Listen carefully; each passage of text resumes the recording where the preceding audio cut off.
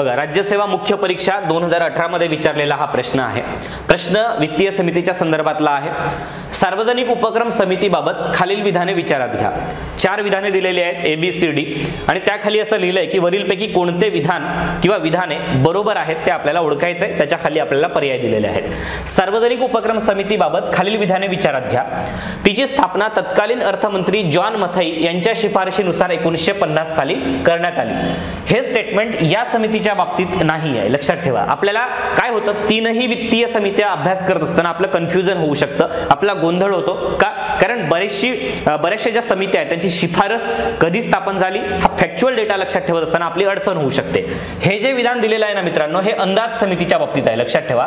हे अंदाज समितीच्या बाबतीत आहे. अंदाज समितीची स्थापना ही अर्थमंत्री जे होते तत्कालीन जॉन मथई यांच्या शिफारशीनुसार 1950 मध्ये झाली, स्वातंत्र्योत्तर काळामध्ये. बरोबर आहे. हे विधान त्या समितीच्या बाबतीत आहे, या समितीच्या बाबतीत नाही, म्हणून चूक आहे.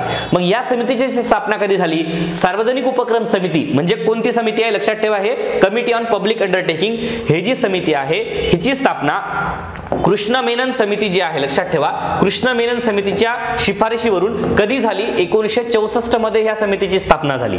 त्यामुळे हे विधान जे आहे हे असं विधान पाहिजे होतं, त्यामुळे हे विधान चुकीचं आहे. नेक्स्ट मुद्दा, सध्या हा शब्द महत्वाचा आहे. सध्या हा शब्द वापरलाय. सध्या या समितीमध्ये 15 सदस्य आहेत, लोकसभेतून 10 आणि राज्यसभेतून 5. परंतु मित्रांनो सध्या नाहीये, ही पूर्वीची रचना होती, लक्षात ठेवा, ही पूर्वीची रचना होती. त्याच्यामुळे बी विधान चुकीचं आहे. मग आता किती आहेत? तर आता जे सदस्य संख्या आहेत ते आपल्याला 22 सदस्य संख्या आहेत, ही गोष्ट लक्षात ठेवा. किती आहे? 22. मी खाली इथे तुम्हाला लिहून देतो.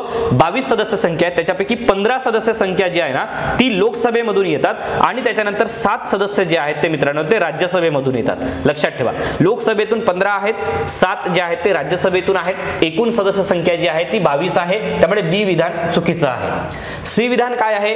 तिच्या राज्यसभेतून आलेल्या सदस्यांची अध्यक्ष म्हणून नियुक्ती होऊ शकते.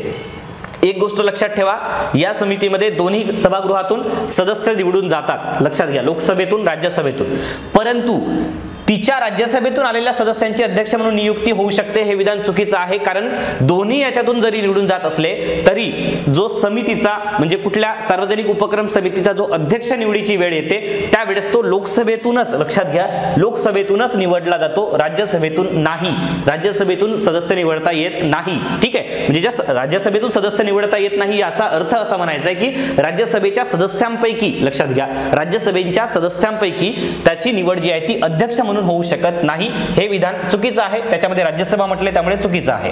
घटनात्मक दृष्ट्या या समितीचे अहवाल हे शासनावर बंधनकारक असतात. मित्रांनो बंधनकारक नसतात, लक्षात घ्या, बंधनकारक नसतात. त्यामुळे हे विधान जे आहे ते सुद्धा चुकीचं ठरतंय. आपल्याला काय विचारलंय? आपल्याला असं विचारलंय की कोणतं बरोबर आहे?